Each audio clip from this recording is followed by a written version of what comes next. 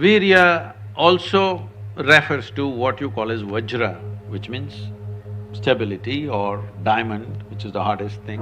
That means it is one of the most potent things if you know how to use it. Well, you know, semen is the basis of your physical existence, whether you're a man or a woman. You have come into existence because that is 50% of the ingredient. Well, we have skin, we have epithelial cells, we have hair, we have many other aspects of body, you know, heart, liver, kidney, so many things. All these cells are of a certain potency in their own way, but semen is of an extraordinary level of potency, it can create a whole new life. Well, today you can take an epithelial cell and do a lot of things in a laboratory and maybe we can clone you, all right? So the potential is here also, but it is not in the same dynamics as it is in a cell, which you're referring to as semen. So in the yogic culture, this is called as virya. Virya also refers to what you call as Vajra, which means stability, or diamond, which is the hardest thing. So in the human body, virya is considered to be like Vajra. That means it is one of the most potent things if you know how to use it. Well, how to use it means you can use it to produce a child, that's one thing. It's a question of what is the level of compulsion that one has. But anything in this body, can it be transformed into a different level of function? Absolutely. Not just semen, just everything in this body can be transformed. See, suppose I give you all soup-making ingredients, same soup-making ingredients to every one of you. Do you believe all of you will produce the same soup? No. You will produce 500 varieties of soups, those same ingredients. That's all that's happened with us right now. All of us are fundamentally same ingredients, but see how different each one of us are. Different soups.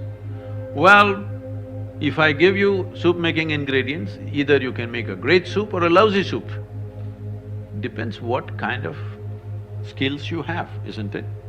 So this goes for everything, not just for semen.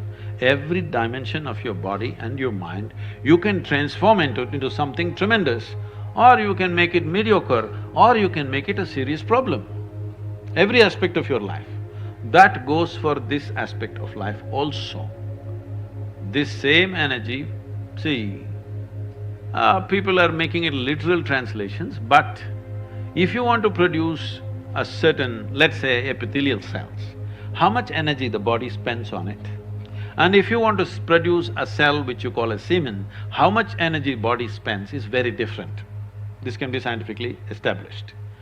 So, when you're investing so much energy in that, obviously it has a potency if you know how to explore. But are you competent to explore? Are you capable of exploring? Do you have the necessary sadhana and guidance to do that? That's a big question mark. So, the question is not of morality, the question is of what is it that you want to do with yourself in your life. If you want to be in such a way that in your life, your inner intelligence will be the most dominant thing in your life, not your physical body, then you must keep the body's memory as simple as possible.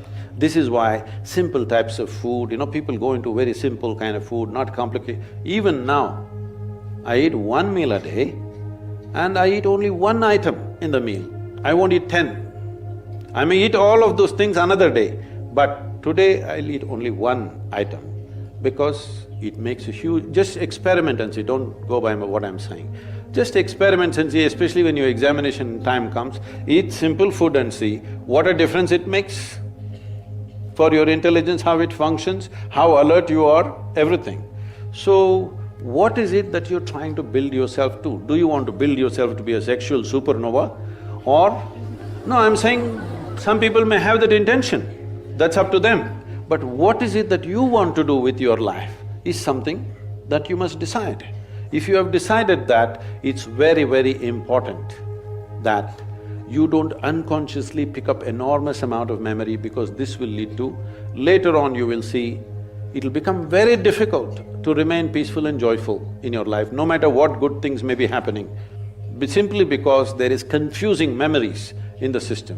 When something else of similar nature comes, the body goes into a turmoil of confusion.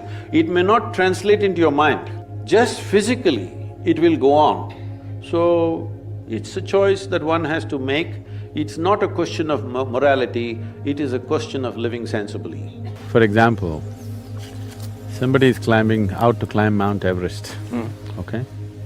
He prepares for years, probably for a lifetime, he prepares. And then he is in the harshest of climate,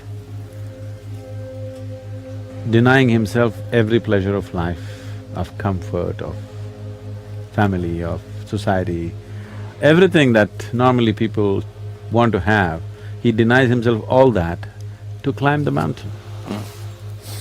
But do you really believe he's denying himself? Or is he making another possibility which you can never imagine real in his life? So that's brahmacharya. The word brahmacharya literally means, Brahman means the ultimate, charya means the path. You are on the path of the ultimate. Or in other words, you are somebody who is not willing to settle for small things. So anybody who has created anything worthwhile in their lives have naturally denied themselves lot of simple pleasures other people are having. When you're making a film, maybe you're not eating well, maybe you're not sleeping well. Are you taking your afternoon nap, sitting with your wife, enjoying the siesta, having dinner with them, with your family? Are you doing all this? Everything you deny yourself because you want to create something, isn't it? Isn't that true with every man or woman who has created something worthwhile in their life? The same with brahmacharya, they are on the path of the ultimate. Because of that, their attention is not diverted to other things that people think are valuable. The uniqueness of neem, especially when it is taken along with turmeric, any kind of parasital life which is there, all these things get eliminated. It facilitates that your transmission of energy is evenly across. And once you start noticing this, then by choice you can move your energies where you want. So, the neem and turmeric together has the power to break down the sperm cells and make it into another level of energy which is called as ojas. Once every cell in the body is encapsulated in ojas, you will be a glowing human being.